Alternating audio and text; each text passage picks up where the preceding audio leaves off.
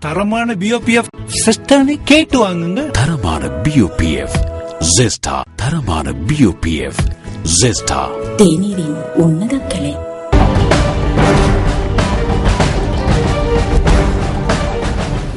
ஜனாதிபதி மஹிந்த ராஜபக்சவுக்கும் பெலரூசிய ஜனாதிபதி அலெக்சாண்டர் லூகஷென்கோவுக்கும் இடையில் இன்று இருதரப்பு பேச்சுவார்த்தை நடைபெற்றுள்ளது. பல தரப்புகளிலும் தொடர்புகளை மேம்படுத்த இரண்டு நாடுகளின் தலைவர்களும் இணங்கியதாக ஜனாதிபதி ஊடகப் பிரிவும் சர்வதேச ஊடகப் பிரிவும் தெரிவித்துள்ளது.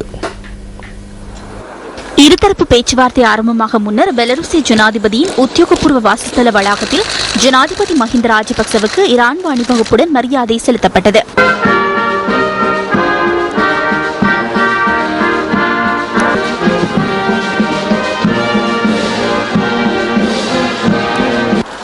அதனைத் தொடர்ந்து பேச்சுவார்த்தையை ஆரம்பித்த இரண்டு நாடுகளினதும் ஜனாதிபதிகள் கருத்துக்களை பகிர்ந்து கொண்டனர். எந்த ஒரு நாட்டிலும் சமாதானமின்றி அபிவிருத்தியையோ அபிவிருத்தியின்றி சமாதானத்தையோ நிலைநிறுத்த முடியாது என ஜனாதிபதி மஹிந்த ராஜபக்ச தெரிவித்துள்ளார். பயங்கரவாதம் தோற்கடிக்கப்பட்ட பின்னர் இலங்கை அடைந்துள்ள வளர்ச்சி பாராட்டத்தக்கது என்று பெலருசிய ஜனாதிபதி அலெக்சாண்டர் லுகஷென்கோ குறிப்பிட்டுள்ளார். அதனைத் தொடர்ந்து பெலருசிய ஜனாதிபதி மாளிகையில் இரண்டு நாடுகளின் பிரதிநிதிகளின் பேச்சுவார்த்தை ஆரம்பமானதுடன் பல்வேறு பிரிவுகளிலும் இலங்கைக்கு ஒத்துழைப்பு வழங்க தாம் தயாராக உள்ளதாக பெலருசிய ஜனாதிபதி தெரிவித்துள்ளார்.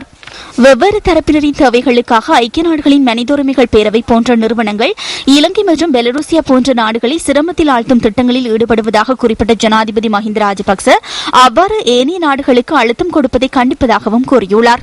பொதுநலவாய நாடுகளின் அரசு தலைவர்கள் மாநாட்டுக்கு இணையாக நடத்தப்படும் வர்த்தக சேவையில் அணி ஒன்றை பங்கேற்க செய்யுமாறு பெலருசிய ஜனாதிபதியிடம் கேட்டுக்கொண்ட ஜனாதிபதி மஹிந்த ராஜபக்ச பெலருசிய ஜனாதிபதியை இலங்கைக்கு வருகை தருமாறும் அழைப்பு விடுத்துள்ளார்.